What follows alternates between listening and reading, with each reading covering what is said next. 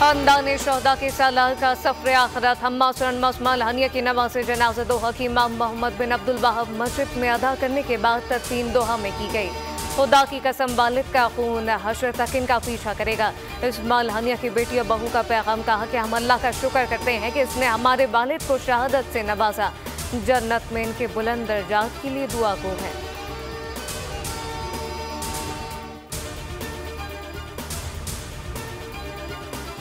Israeli forces की एक और घटिया हरकत। मस्जिद अक्सा के खतीब शेख अकरमा सबरी को गिरफ्तार कर लिया। अरब मीडिया के मुताबिक इसराइली फोर्सेस ने शेख अकरमा को उनके घर से हिरासत में लिया।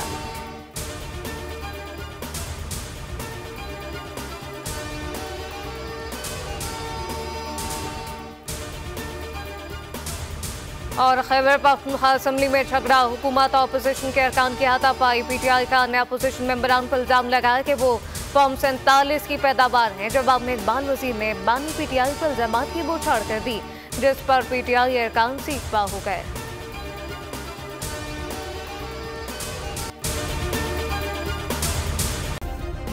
सब्सक्राइब करें और बेल दबाएं ताकि कोई खबर रह न जाए।